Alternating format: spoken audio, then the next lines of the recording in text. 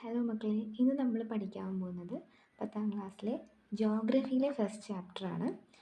ഹിസ്റ്ററിയിലെ first ചാപ്റ്ററും ഇംഗ്ലീഷിലെ first ചാപ്റ്ററും നമ്മളൊരു video ആയിട്ട് അപ്ലോഡ് ചെയ്തിട്ടുണ്ട്. വളരെ ചെറിയൊരു പാർട്ട് 1 ആയിട്ടാണ് ഇത് അപ്ലോഡ് ചെയ്യുന്നത്. അതും കൂടെ നിങ്ങൾ കണ്ടു നോക്കുക. നിങ്ങളുടെ സജഷൻസ് എല്ലാം കമൻറ്റ് സെക്ഷൻ വഴി അറിയിക്കുക. ഇന്ന് നമ്മൾ നോക്കാൻ പോകുന്നത് ഫസ്റ്റ് ചാപ്റ്റർ, ജോഗ്രഫിയിലെ first chapter weather and climate എന്ന് പറയുന്ന ഒരു ചാപ്റ്ററാണ്. അപ്പോൾ വെതർ എന്ന് പറഞ്ഞാൽ എന്താണ്, ക്ലൈമറ്റ് എന്ന് പറഞ്ഞാൽ എന്താണ്? രണ്ടും കേൾക്കുമ്പോൾ ഒരുപോലെ തോന്നുമല്ലേ? വെതർ, നമുക്ക് ക്ലൈമറ്റ്, രണ്ടും കാലാവസ്ഥ എന്നുള്ളൊരു കൺസെപ്റ്റിലേക്കാണ് നമ്മൾ എത്തുന്നത്. പക്ഷെ ചെറിയൊരു ഡിഫറൻസ് ഉണ്ട്. വെതർ എന്ന് പറഞ്ഞാൽ എന്താ? ദിനാന്തരീക്ഷ സ്ഥിതി, ആ ഒരു ദിവസത്തെ അന്തരീക്ഷ സ്ഥിതി എന്ന് നമുക്ക് പറയാം.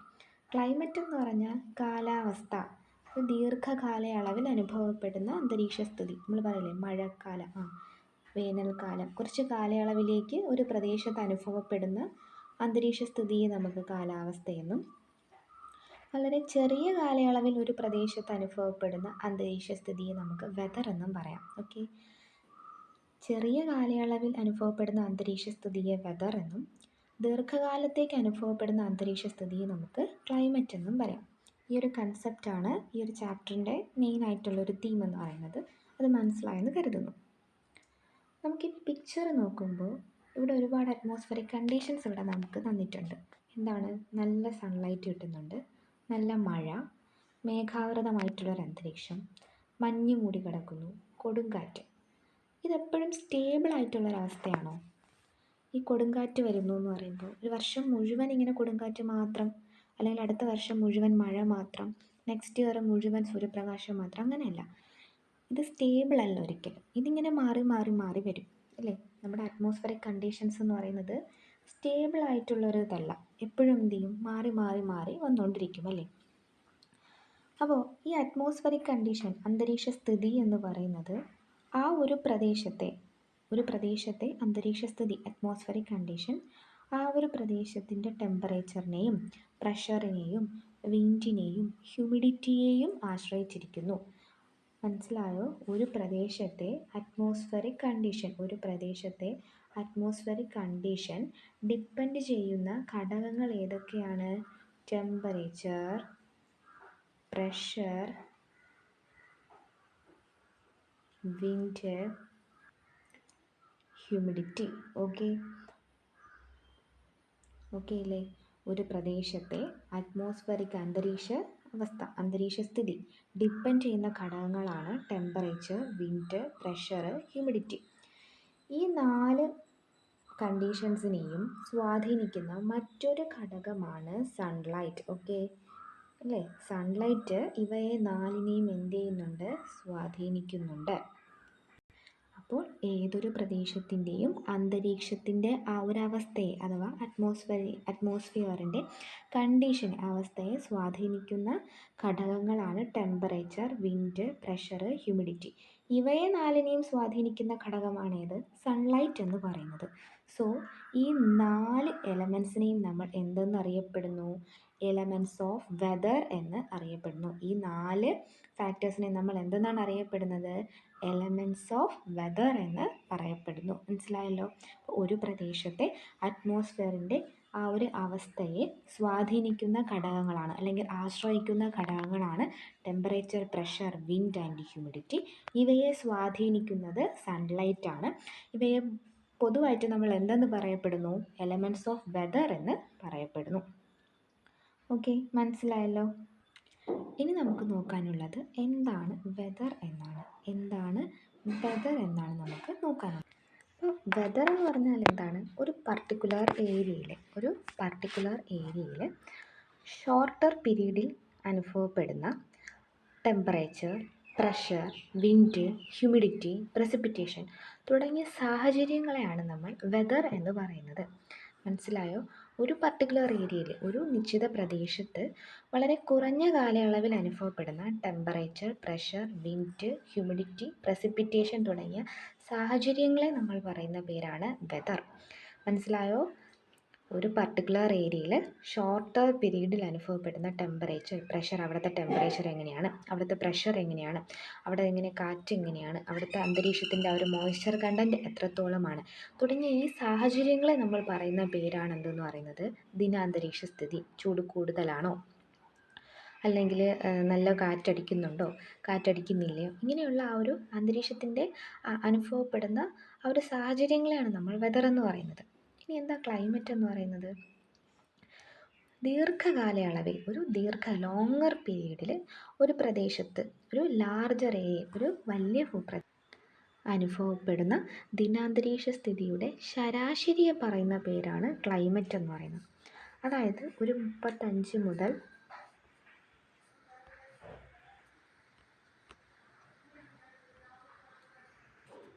35 മുതൽ 40 വർഷത്തെ അന്തരീക്ഷ സ്ഥിതി ഒരു വലിയ പ്രദേശം 35 മുതൽ 40 വർഷത്തേക്ക് അനുഭവപ്പെടുന്ന ദിനാന്തരീക്ഷ സ്ഥിതിയുടെ ശരാശരിയെ നമ്മൾ പറയുന്ന പേരാണ് എന്തെന്ന് ക്ലൈമറ്റ്. ഒരു ലോങ്ങർ പീരീഡ് ഓഫ് ടൈമിൽ ഒരു ലാർജർ ഏരിയയിൽ, ഒരു വലിയ ഭൂപ്രദേശത്ത് അനുഭവപ്പെടുന്ന ആവറേജ് വെതർ കണ്ടീഷൻ. നമ്മൾ നേരത്തെ പറഞ്ഞില്ലേ ഈ വെതറിൻ്റെ ആവറേജ് എടുക്കും. എത്ര വർഷത്തേക്കുള്ളത്? ഒരു 35 മുതൽ 40 വർഷത്തേക്ക് ആവറേജ് കണക്കാക്കി എടുക്കുന്നതിനാണ് നമ്മൾ എന്തോന്ന് പറയുന്നത് ക്ലൈമറ്റ് എന്ന് പറയുന്നത്. ആ ഒരു പ്രദേശത്തെ ക്ലൈമറ്റ് അവിടുത്തെ ഫ്ലോറയും ഫോണയും അവിടുത്തെ ഹ്യൂമൻ ലൈഫിനെയും എല്ലാം എന്ത് ചെയ്യാറുണ്ട്, എഫക്റ്റ് ചെയ്യാറുണ്ട് അല്ലേ. ഫ്ലോറ ആൻഡ് ഫോണ എന്ന് പറഞ്ഞാൽ എന്താണ്? Plants and animals. അതുപോലെ തന്നെ മനുഷ്യ ജീവിതത്തിനെയും ഹ്യൂമൻ ലൈഫിനെയും എന്ത് ചെയ്യാറുണ്ട്, സ്വാധീനിക്കാറുണ്ട്. വേറെ എന്തിനെയൊക്കെ സ്വാധീനിക്കാറുണ്ട്? അഗ്രികൾച്ചറൽ പ്രാക്ടീസിനെയും അവിടുത്തെ ക്ലൈമറ്റ് എന്ത് ചെയ്യാറുണ്ട്, സ്വാധീനിക്കാറുണ്ട്. അപ്പോൾ ഈ ഒരു പാരഗ്രാഫിൽ നിങ്ങൾക്ക് പഠിക്കാറുള്ളത് ക്ലൈമറ്റ് സ്വാധീനിക്കുന്ന ഘടകങ്ങൾ ഏതൊക്കെയാണ് ഒരു പ്രദേശത്തെ ക്ലൈമറ്റ് കണ്ടീഷൻസ് അവിടുത്തെ ഫ്ലോറ, ഫോണ, അവിടുത്തെ ഹ്യൂമൻ ലൈഫിനെ എന്ത് ചെയ്യാറുണ്ട്, ഇൻഫ്ലുവൻസ് ചെയ്യാറുണ്ട്. പിന്നെ വേറെ എന്തിനൊക്കെയാണ്? അവിടുത്തെ food habits, dressing, settlement, occupation, physical mental conditions of മാൻ, ഇതിനെല്ലാം എന്ത് ചെയ്യാറുണ്ട്, ഇൻഫ്ലുവൻസ് ചെയ്യാറുണ്ട്. നമുക്കറിയാം, നമ്മൾ ഇന്ത്യയുടെ നോർത്തേൺ പാർട്ടിലോട്ട് പോകുമ്പോൾ അവിടെ കുറച്ച് മഞ്ഞ് മൂടി കിടക്കുന്ന അവസ്ഥയാണ്. അവിടുത്തെ ഡ്രസ് സ്റ്റൈലല്ല നമ്മുടെ ഡ്രസ് സ്റ്റൈൽ എന്ന് പറയുന്നത്. ക്ലൈമറ്റുമായിട്ട് എന്ത് ചെയ്യാറുണ്ട്, അഡ്ജസ്റ്റ് ആവാറുണ്ട്. അതുപോലെ തന്നെ രാജസ്ഥാൻ മരുഭൂമിയുടെ പാർട്ടിലോട്ട് പോകുമ്പോൾ അവിടുത്തെ ഡ്രസ് കോഡ് നമ്മുടെ ഡ്രസ് കോഡിൽ നിന്നും കുറച്ച് ഡിഫറൻസ് ആണ്. അപ്പോൾ അവിടുത്തെ ഫുഡ് ഹാബിറ്റ്സ് ആയിക്കോട്ടെ, ഡ്രസ്സിങ് സ്റ്റൈൽ ആയിക്കോട്ടെ, സെറ്റിൽമെൻറ്റ് ആയിക്കോട്ടെ, അവിടുത്തെ ഒക്കുപ്പേഷൻ, തൊഴിലായിക്കോട്ടെ, എല്ലാം എന്ത് ചെയ്യുന്നുണ്ട്, ക്ലൈമറ്റിനെ സ്വാധീനിക്കുന്നുണ്ട് അല്ലേ. അതുപോലെ തന്നെ അഗ്രികൾച്ചറൽ പ്രാക്ടീസസിനെയും എന്ത് സ്വാധീനിക്കുന്നുണ്ട്, നമ്മുടെ ക്ലൈമറ്റ് സ്വാധീനിക്കുന്നുണ്ട്. ഇത്രയും മനസ്സിലായല്ലോ. വെതർ എന്ന ആശയവും ക്ലൈമറ്റ് എന്ന ആശയവും നിങ്ങൾക്ക് കൃത്യമായി മനസ്സിലായി എന്ന് കരുതുന്നു. നമുക്ക് അടുത്തൊരു ഡിപ്പാർട്ട്മെൻറ്റിനെ പറ്റിയിട്ട് പഠിക്കാം. നിങ്ങൾ വാർത്തയിലൊക്കെ കേട്ടിട്ടുണ്ടായിരിക്കും, അടുത്ത 3 ദിവസത്തേക്ക് കനത്ത മഴയ്ക്ക് സാധ്യതയുണ്ട്, അല്ലെങ്കിൽ അടുത്ത 5 ദിവസത്തേക്ക് കൊടുങ്കാറ്റിന് ചാൻസ് ഉള്ളതിനാൽ മീൻ പിടിക്കാൻ വേണ്ടിയിട്ട് കടലിലോട്ട് പോകുന്നവർ ശ്രദ്ധിക്കുക എന്നൊക്കെ പറഞ്ഞിട്ട് കുറച്ച് പ്രവചനങ്ങളൊക്കെ നമ്മൾ കേൾക്കാറുണ്ടല്ലേ. ഇതൊക്കെ പ്രവചിക്കുന്നത് ആരാണെന്ന് നോക്കാം. ആരാണ്? നമുക്കൊരു വകുപ്പ് പഠിക്കാം. അതാണ് ഇന്ത്യൻ മെറ്റീരിയോളജിക്കൽ ഡിപ്പാർട്ട്മെൻറ്റ്. എന്താണ്? ഇന്ത്യൻ മെറ്റീരിയോളജിക്കൽ ഡിപ്പാർട്ട്മെൻറ്റ് അഥവാ ഇന്ത്യൻ കാലാവസ്ഥാ വകുപ്പ്. ഇന്ത്യൻ കാലാവസ്ഥാ വകുപ്പ്. അപ്പോൾ ഇതൊരു മന്ത്രാലയത്തിന് കീഴിൽ പ്രവർത്തിക്കുന്ന വകുപ്പാണ്. ഏത് മന്ത്രാലയത്തിന് കീഴിലാണ്? Under the ministry of earth sciences. ഏത് മന്ത്രാലയത്തിന് കീഴിലാണ്? Under the ministry of earth sciences. Okay, under the ministry of earth sciences. Ministry of earth sciences. ഈ ഏജൻസിയാണ് കാലാവസ്ഥാ നിരീക്ഷണത്തിനും അതുപോലെ തന്നെ കാലാവസ്ഥാ പ്രവചനത്തിനുമൊക്കെ നേതൃത്വം. ഒരു കോൾ വന്നപ്പോഴത്തേക്കിന് വീഡിയോ കട്ടായി, ഞാൻ ഒന്നുകൂടെ പറയുകയാണ് കേട്ടോ. അപ്പോൾ നമ്മുടെ Indian meteorological department ministry of earth സയൻസിൻ്റെ കീഴിലാണ് പ്രവർത്തിക്കുന്നത്. ഈ ഏജൻസിയാണ് വെതർ ഒബ്സർവേഷനും വെതർ ഫോർകാസ്റ്റിനും നമ്മുടെ ഇന്ത്യയിൽ നേതൃത്വം നൽകുന്നത്. ഓക്കെ, വെതർ ഒബ്സർവേഷനും ദിനാന്തരീക്ഷ സ്ഥിതിയുടെ ആ ഒരു നിരീക്ഷണത്തിനും ദിനാന്തരീക്ഷ സ്ഥിതിയുടെ ഫോർകാസ്റ്റിനും നേതൃത്വം കൊടുക്കുന്ന ഏജൻസി എന്ന് പറയുന്നത് ഏതാണ്? ഇന്ത്യൻ മെറ്റീരിയോളജിക്കൽ ഡിപ്പാർട്ട്മെൻ്റ് ആണ്. ഇതിൻ്റെ ഹെഡ് ക്വാർട്ടർ എവിടെയാണ്? ഇതിൻ്റെ ഹെഡ് ക്വാർട്ടർ ഡൽഹിയിലാണ്. പിന്നെ ഇതിൻ്റെ ഒബ്സർവേഷൻ സ്റ്റേഷൻസ് എവിടെയൊക്കെ ഉണ്ട്? ഇന്ത്യയിൽ 100 കണക്കിന് ഒബ്സർവേഷൻ സ്റ്റേഷൻസ് വേറെ സ്ഥലങ്ങളിലുണ്ട്. കൂടാതെ അന്റാർട്ടിക്കയിലും ഒരു ഒബ്സർവേഷൻ സ്റ്റേഷൻ ഉണ്ട്. ഇപ്പോൾ നമ്മൾ പഠിച്ചത് എന്തിനെ പറ്റിയാണ്? ഇന്ത്യൻ മെറ്റീരിയോളജിക്കൽ ഡിപ്പാർട്ട്മെൻറ്റിനെ പറ്റിയിട്ടാണ്. ഓക്കെ, ഇന്ത്യൻ മെറ്റീരിയോളജിക്കൽ ഡിപ്പാർട്ട്മെൻറ്റിനെ പറ്റിയിട്ടാണ്. ഇതിൽ നിങ്ങൾക്ക് ചെറിയ പോയിൻ്റായിട്ട് പഠിച്ചാൽ മതി. ഇത് ഏത് മന്ത്രാലയത്തിന് കീഴിലാണ്? Under the ministry of earth science അല്ലേ? Under the ministry of earth science. Earth science മന്ത്രാലയത്തിൻ്റെ കീഴിലാണ്. ഇതിൻ്റെ ഹെഡ് ക്വാർട്ടേഴ്സ് എവിടെയാണ്? ഇതിൻ്റെ ഹെഡ് ക്വാർട്ടേഴ്സ് വരുന്നത് ന്യൂഡൽഹിയിലാണ്. ഇതിൻ്റെ മെയിൻ ആയിട്ടുള്ള ഫങ്ഷൻ എന്ന് പറയുന്നത് എന്താണ്? വെതർ ഒബ്സർവേഷനും വെതർ ഫോർകാസ്റ്റിങ്ങും. ഇത്രയും മതി ഇന്ത്യൻ മെറ്റീരിയോളജിക്കൽ ഡിപ്പാർട്ട്മെൻറ്റിൽ. ഇനി നമുക്ക് പഠിക്കാനുള്ളത് അറ്റ്മോസ്ഫെറിക് ടെമ്പറേച്ചറാണ്. നമുക്ക് പഠിക്കാനുള്ളത് എന്താണ്? അറ്റ്മോസ്ഫെറിക് ടെമ്പറേച്ചറാണ്. അറ്റ്മോസ്ഫെറിക് ടെമ്പറേച്ചർ എന്താ? അന്തരീക്ഷത്തിലെ താപനില. ഓക്കെ, അന്തരീക്ഷത്തിൻ്റെ താപനില എങ്ങനെയാണെന്നാണ് നമുക്ക് പഠിക്കാനുള്ളത്. നമുക്ക് നോക്കാം. ഇത് നമ്മുടെ ഭൂമിയാണെന്ന് സങ്കല്പിക്കുക.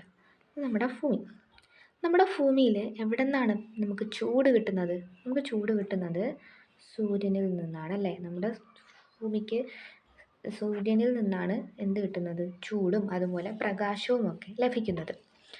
സൂര്യനിൽ എങ്ങനെയാണ് ഇത്തരത്തിൽ എനർജി ഉണ്ടാകുന്നത്? സൂര്യനിൽ എനർജി ഉള്ളത് കൊണ്ടല്ലേ നമുക്കത് എങ്ങോട്ട് കിട്ടുന്നത്? ഭൂമിയിലോട്ട് കിട്ടുന്നത്. സൂര്യനിൽ എങ്ങനെയാണ് എനർജി ഉണ്ടാകുന്നത്? അത് ന്യൂക്ലിയർ ഫ്യൂഷൻ വഴിയാണ്. ഓക്കെ, ന്യൂക്ലിയർ ഫ്യൂഷൻ വഴി സൂര്യനിൽ എന്തുണ്ടാകുന്നു? മാസീവായിട്ടുള്ള എനർജി ഉണ്ടാകുന്നു. ഈ എനർജിയാണ് നമുക്ക് എന്ത് ചെയ്യുന്നത്? ഭൂമിയിലോട്ട് ലഭിക്കുന്നത്. ഓക്കെ, എന്താണ് ന്യൂക്ലിയർ ഫ്യൂഷൻ എന്ന് നോക്കാം. എന്താ ന്യൂക്ലിയർ ഫ്യൂഷൻ എന്ന് പറയുന്നത്? 2 അതിൽ കൂടുതലോ അറ്റോമിക് ന്യൂക്ലിയൈ ചേർന്ന്, ഓക്കെ, 2 അതിൽ കൂടുതലോ ആറ്റംസ് ചേർന്നെന്ന് പഠിച്ചാലും മതി. അറ്റോമിക് ന്യൂക്ലിയൈ ചേർന്ന് എന്ത് കൂടിച്ചേരുന്നു, കൊളോയിഡ് ചെയ്ത് കൂടിച്ചേർന്ന് ഒരു വലിയ ആറ്റമായിട്ട് മാറുന്നു. 2 അതിൽ കൂടുതലോ അറ്റോമിക് ന്യൂക്ലിയൈകൾ കൊളോയിഡ് ചെയ്ത് കൂട്ടിയിടിച്ച് മർജ് ചെയ്ത് കൂടിച്ചേർന്ന് ഒരു ലാർജർ ആറ്റമായിട്ട് മാറുന്ന പ്രക്രിയയെ നമ്മൾ എന്ത് പറയും? ന്യൂക്ലിയർ ഫ്യൂഷൻ എന്ന് പറയും. ഈ ഒരു പ്രോസസ്സ് കൂടുതലായിട്ടും നടക്കുന്നത് അറ്റോമിക് നമ്പർ കുറഞ്ഞ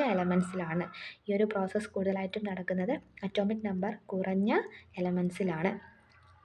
ഈ പ്രോസസ്സ് വഴി വലിയ എമൗണ്ടിൽ എന്ത് പുറത്തു വരും? എനർജി പുറത്തു വരും. ഓക്കെ, നക്ഷത്രങ്ങളിലും സണ്ണിലുമൊക്കെ എനർജി ഇങ്ങനെ കണ്ടിന്യൂസ് ആയിട്ട് എന്ത് ചെയ്യുന്നുണ്ട്? ജനറേറ്റ് ആവുന്നുണ്ട്. ഏകദേശം 600 മില്യൺ ടൺസ് ഓഫ്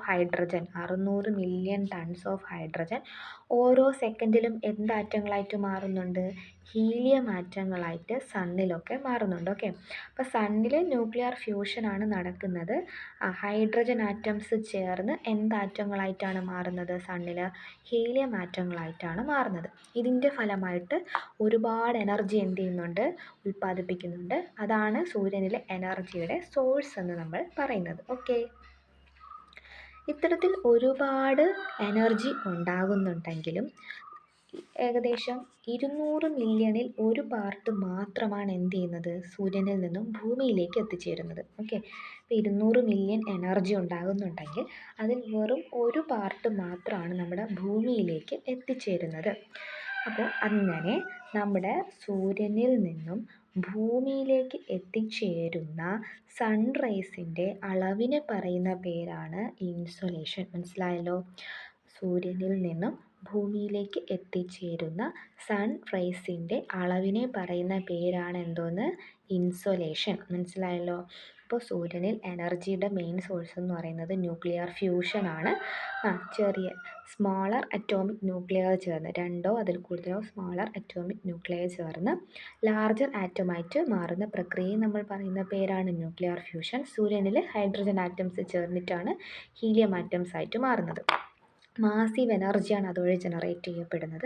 ഇപ്പോൾ 200 മില്യൺ എനർജി ആണെങ്കിൽ അതിൽ 1 പാർട്ട് മാത്രമാണ് ഭൂമിയിലെത്തുന്നത്. അങ്ങനെ ഭൂമിയിലെത്തുന്ന സൺറൈസിൻ്റെ അളവിനെ നമ്മൾ പറയുന്ന പേരാണ് എന്തെന്ന് പറയുന്നത്? ഇൻസൊലേഷൻ എന്ന് പറയുന്നത്. ഓക്കെ, അപ്പോൾ ഈ ഇൻസൊലേഷൻ എന്ത് ചെയ്യുന്നുണ്ട്? സൂര്യനിൽ നിന്നും ഭൂമിയിലോട്ട് വരുന്നുണ്ട്. അത് ഫുള്ള് നമുക്ക് എന്ത് ചെയ്യില്ല, കിട്ടില്ല. ഫുള്ള് നമുക്ക് കിട്ടില്ല. വരുന്ന വഴിക്ക് മേഘങ്ങളും മറ്റു പൊടി പടലങ്ങളും ഒക്കെ എന്ത് ചെയ്യും, കുറേ അബ്സോർബ് ചെയ്യും അല്ലേ. ഇപ്പോൾ ഇത് സൂര്യനിൽ നിന്ന് ഭൂമിയിലോട്ട് ഇങ്ങനെ ഷോർട്ട് വേവ്സ് ആയിട്ട് എന്ത് ചെയ്യുള്ളൂ, വരുള്ളൂ. അപ്പോൾ ഇവിടെ നമ്മുടെ മേഘങ്ങളുണ്ട്, കുറച്ച് പൊടിപടലങ്ങളുണ്ട്. ഇവിടെ എന്ത് ചെയ്യും, കുറേ ഇങ്ങനെ തട്ടിയിട്ട് എന്ത് ചെയ്യും, അബ്സോർബ് ചെയ്യുകയും ഡിഫ്ലക്റ്റ് ചെയ്ത് പോവുകയും ഒക്കെ ചെയ്യാറുണ്ട് അല്ലേ. പിന്നെ ഞാൻ പറഞ്ഞു ഷോർട്ട് വേവ്സ് ആയിട്ടാണ് എന്ത് ചെയ്യുന്നത്, സൺറൈസ് വരുന്നത്. അതുകൊണ്ട് തന്നെ നമ്മുടെ ഭൂമിയെ വളരെ ഒരുപാട് എന്ത് ചെയ്യുന്നില്ല, ഭൂമിയെ ചൂട് പിടിപ്പിക്കുന്നില്ല. ഷോർട്ട് വേവ്സ് എന്ത് ചെയ്യും, പെട്ടെന്ന് ഡിഫ്ലക്റ്റ് ചെയ്ത് പോകും. ലോങ് വേവ്സ് പെട്ടെന്ന് ഡിഫ്ലക്റ്റ് ചെയ്ത് പോകില്ല. ഡിഫ്ലക്റ്റ് ചെയ്യുക മീൻസ് എന്തിലെങ്കിലും തട്ടി തിരിച്ചു പോവുക. ഷോർട്ട് വേവ്സ് പെട്ടെന്ന് ഡിഫ്ലക്റ്റ് ചെയ്ത് പോകുന്നത് കൊണ്ട് തന്നെ നമ്മുടെ ഭൂമിയെ വളരെയധികം എന്ത് ചെയ്യില്ല, ചൂട് പിടിപ്പിക്കില്ല. പക്ഷേ നമ്മുടെ ഇൻസുലേഷൻ വഴി ഭൂമി എന്ത് ചെയ്യും, ചൂട് പിടിക്കുന്നുണ്ട്. പിന്നെ അന്തരീക്ഷം ചൂട് പിടിക്കുന്നത് വേറെ ചില പ്രോസസ്സ് വഴിയാണ്. ഭൂമിയിൽ കുറച്ച് ചൂട് എന്ത് ചെയ്യും, ഇൻസുലേഷൻ വഴി കിട്ടും. പിന്നീട് നമ്മുടെ അന്തരീക്ഷം ചൂട് പിടിക്കുന്നത് വേറെ പ്രോസസ്സ് വഴിയാണ്. ആ പ്രോസസ്സിന് നമ്മൾ പറയുന്ന പേരുകളാണ് കണ്ടക്ഷൻ, കൺവെക്ഷൻ, അഡ്വെക്ഷൻ, റേഡിയേഷൻ. ഏതൊക്കെയാണ്? നമ്മുടെ അറ്റ്മോസ്ഫിയർ ചൂട് പിടിക്കുന്ന അല്ലെങ്കിൽ അറ്റ്മോസ്ഫിയറിലോട്ട് ചൂട് ട്രാൻസ്ഫർ ആകുന്ന പ്രക്രിയകളെ പറയുന്ന പേരാണ് കണ്ടക്ഷൻ, കൺവെക്ഷൻ, അഡ്വെക്ഷൻ, റേഡിയേഷൻ. ഏതൊക്കെയാണ്? Conduction, convection, advection, radiation. ഇത് പഠിക്കണം കേട്ടോ. എന്തായാലും 1 വേർഡിനും ചോദിക്കാം, അല്ലാതെ അറ്റ്മോസ്ഫിയറിക് ടെമ്പറേച്ചറിനെ പറ്റി എസ്സേയും 4 മാർക്കിനും ഒക്കെ ചോദിക്കാൻ പറ്റുന്നു. അത് പാഠമാണ്. സോ ഇത് ഉറപ്പായിട്ട് നിങ്ങൾ പഠിക്കുക. ഇനി നമുക്ക് കണ്ടക്ഷനും കൺവെക്ഷനും ഒക്കെ ഡീറ്റെയിൽ ആയിട്ട് നമുക്ക് എന്താണെന്ന് നോക്കാം. ആദ്യം നമ്മൾ നോക്കാൻ പോകുന്നത് കണ്ടക്ഷനാണ്. ഇത് നമ്മുടെ ഭൂമിയാണല്ലേ. ഭൂമിയുടെ ഉപരിതലം എന്ത് ചെയ്തു, ഇതാണ് നമ്മുടെ ഭൂമിയുടെ ഉപരിതലം എന്ന് പറയുന്നത്. ഇവിടെ എന്ത് ചെയ്തു, ഷോർട്ട് വേവ്സ് വന്ന് നമ്മുടെ ഭൂമിയുടെ ഉപരിതലം ചൂടായി. ഇത് നമ്മുടെ അന്തരീക്ഷമാണ്. ഈ ഭാഗം എന്ന് പറയുന്നത് എന്താണ്, നമ്മുടെ അന്തരീക്ഷമാണ് കേട്ടോ. ഒരു മിനിറ്റ്. ഈ ഭാഗമാണ് നമ്മുടെ എന്തെന്ന് പറയുന്നത്, അന്തരീക്ഷം എന്ന് പറയുന്നത്. ഇത് ഭൂമിയുടെ ഉപരിതലവുമാണ്. മനസ്സിലായല്ലോ. ഭൂമിയുടെ ഉപരിതലവും ഭൂമിയുടെ അന്തരീക്ഷവുമാണ് നമ്മളിവിടെ വരച്ചിരിക്കുന്നത്. നോക്കിക്കോ. അപ്പോൾ ഈ ഭൂമിയുടെ ഉപരിതലം എന്തായി, ചൂടായി. ചൂടായതിനു ശേഷം ഇത് അന്തരീക്ഷത്തിൻ്റെ താഴ്ന്ന പാർട്ടില്ലേ. ഭൂമിയുടെ ഉപരിതലം ചൂടായി. ഈ ചൂട് അന്തരീക്ഷത്തിൻ്റെ താഴ്ന്ന പാർട്ടിലോട്ട് വ്യാപിക്കുന്ന പ്രക്രിയയെ നമ്മൾ പറയുന്ന പേരാണെന്ത്, കണ്ടക്ഷൻ. എന്താ കണ്ടക്ഷൻ എന്ന് പറയുമ്പം, നമ്മുടെ എർത്തിൻ്റെ സർഫസ് ചൂടായി. ഈ ചൂടായ എർത്ത് സർഫസിൽ നിന്നും നമ്മുടെ അറ്റ്മോസ്ഫിയറിൻ്റെ ലോവർ പാർട്ടിലോട്ട് ഹീറ്റ് ട്രാൻസ്ഫർ ആവുന്ന പ്രോസസ്സിന് പറയുന്ന പേരാണ് എന്തെന്ന് പറയുന്നത്, കണ്ടക്ഷൻ എന്ന് പറയുന്നത്. Heat is transferred to the lower part of the atmosphere which is directly in contact with the surface of the earth. ഭൂമിയുടെ സർഫസുമായിട്ട് ഡയറക്റ്റ് കോണ്ടാക്റ്റിൽ വരുന്ന അറ്റ്മോസ്ഫിയറിൻ്റെ ലോവർ പാർട്ടിലോട്ട് ചൂട് വ്യാപിക്കുന്ന പ്രക്രിയയെ പറയുന്ന പേരാണ് എന്തെന്ന് പറയുന്നത്, കണ്ടക്ഷൻ എന്ന് പറയുന്നത്. അടുത്ത് നമുക്ക് പഠിക്കാനുള്ളത് എന്താണ്, കൺവെക്ഷൻ എന്ന് പറയുന്നത്. എന്താണ് കൺവെക്ഷൻ? അപ്പോൾ നമ്മുടെ ഭൂമിയോടടുത്തുള്ള അന്തരീക്ഷ വായു എന്ത് ചെയ്യും, ഭൂമിയുടെ അടുത്ത് കുറച്ച് അന്തരീക്ഷ വായു ഇല്ലേ, ഇത് ചൂട് പിടിച്ച് മുകളിലോട്ട് ഉയരുന്നു. വായു ചൂട് പിടിച്ച് കഴിഞ്ഞാൽ എന്ത് ചെയ്യും, മുകളിലോട്ട് ഉയരും. അപ്പോൾ ഭൂമിയുടെ അടുത്തുള്ള അന്തരീക്ഷ വായു ചൂട് പിടിച്ച് മുകളിലോട്ട് ഉയരുന്നത് വഴി മുകളിലോട്ടും എന്ത് ചെയ്യും, താപം വ്യാപിക്കുന്നു. നമ്മൾ നേരത്തെ പറഞ്ഞു ഷോർട്ട് വേവ്സ് ആയിട്ട് വരുന്നത് കൊണ്ട് തന്നെ അന്തരീക്ഷ വായു ഉടനെ എന്ത് ചെയ്യില്ല, ചൂട് പിടിക്കില്ല. ഇവിടെ നിന്ന് പിന്നെ വേവ്സ് അങ്ങോട്ട് പോയാണ് അന്തരീക്ഷം ചൂട് പിടിക്കുന്നത്. ഓക്കെ. അപ്പോൾ ഭൂമിയോടടുത്തുള്ള അന്തരീക്ഷ വായു ചൂട് പിടിച്ച് അത് വികസിച്ച് മുകളിലോട്ട് ഉയരുന്നതിലൂടെ ഇവിടെ ഉയരങ്ങളിലോട്ടൊക്കെ ഹീറ്റ് വ്യാപിക്കുന്ന പ്രക്രിയ നമ്മൾ പറയുന്ന പേരാണ് കൺവെക്ഷൻ. ഓക്കെ അല്ലേ. എന്താ കൺവെക്ഷൻ എന്ന് പറയുമ്പം, as the heated air expands and rises, heat is transferred to higher reaches of atmosphere. അന്തരീക്ഷത്തിൻ്റെ ഉയർന്ന ഭാഗങ്ങളിലേക്ക് ചൂട് പിടിച്ചുയരുന്ന വായു മുകളിലേക്ക് ഉയരുന്നത് കാരണം ചൂട് പിടിക്കുന്നതിനെയാണ് എന്ത് പറയുന്നത്, കൺവെക്ഷൻ എന്ന് പറയുന്നത്. ഇനി എന്താ അഡ്വെക്ഷൻ എന്ന് പറഞ്ഞു കഴിഞ്ഞാൽ കാറ്റ് വഴി ഇങ്ങനെ തിരശ്ചീനമായിട്ട് ഹൊറിസോണ്ടലായിട്ട് താപം ട്രാൻസ്ഫർ ആവുന്ന രീതിയെ പറയുന്ന പേരാണ് advection. Heat is transferred horizontally through wind. അതാണ് അഡ്വെക്ഷൻ എന്ന് പറയുന്നത്. ഇനി എന്താ റേഡിയേഷൻ എന്ന് പറഞ്ഞു കഴിഞ്ഞാൽ? റേഡിയേഷൻ എന്ന് പറഞ്ഞു കഴിഞ്ഞാൽ അന്തരീക്ഷം എന്ത് ചെയ്തു? നമ്മുടെ അന്തരീക്ഷം, നമ്മുടെ ഭൂമിയുടെ ഉപരിതലം എന്ത് ചെയ്തു? ചൂട് പിടിച്ചു അല്ലേ? ചൂട് പിടിച്ചതിന് ശേഷം ഷോർട്ട് വേവ്സ് ആയിട്ട് വന്ന അന്തരീക്ഷത്തിൽ നിന്നും ലോങ് വേവ്സ് ആയിട്ട് എന്ത് ചെയ്യും? താപം പുറത്തോട്ട് പോകുന്നു. ഇതിന് പറയുന്ന പേരാണ് എന്ത്? റേഡിയേഷൻ. ഓക്കെ, ഇതിനെ പറയുന്ന പേരാണ് radiation. Emission of energy in the form of long waves after the earth surface get heated up. ഭൂമിയുടെ ഉപരിതലം ചൂടായതിനു ശേഷം ഭൂമിയുടെ ഉപരിതലത്തിൽ നിന്ന് ലോങ് വേവ്സ് ആയിട്ട് താപം പുറത്തേക്ക് പോകുന്ന രീതി അറിയപ്പെടുന്ന പേരാണ് റേഡിയേഷൻ. അപ്പോൾ പാർട്ട് 1 ആയിട്ട് നമ്മൾ ഇത്രയാണ് നോക്കുന്നത്. നിങ്ങൾക്ക് നല്ലപോലെ മനസ്സിലായി എന്ന് കരുതുന്നു. എന്തെങ്കിലും ഡൗട്ട്സ് ഉണ്ടെങ്കിൽ കമൻറ്റ് സെക്ഷനിൽ ചോദിച്ചാൽ മതി. നോട്ട്സ് വേണമെങ്കിൽ നിങ്ങൾ പറഞ്ഞാൽ മതി. നമുക്കൊരു ടെലഗ്രാം ചാനൽ തുടങ്ങി അതിൽ നോട്ട്സ് നമുക്ക് അപ്ലോഡ് ചെയ്യാം. അപ്പോൾ നിങ്ങളുടെ ഫ്രണ്ട്സിലേക്ക് ഈ ചാനൽ എന്ത് ചെയ്യുക? മസ്റ്റായിട്ടും ഷെയർ ചെയ്ത് കൊടുക്കുക. വീഡിയോ ഇഷ്ടപ്പെട്ടു കഴിഞ്ഞാൽ ലൈക്ക് ചെയ്യുക, സബ്സ്ക്രൈബ് ചെയ്യാൻ മറക്കല്ലേ. കൂടുതൽ വിശേഷങ്ങളുമായിട്ട് വീണ്ടും ഒരു വീഡിയോയിൽ കാണാം.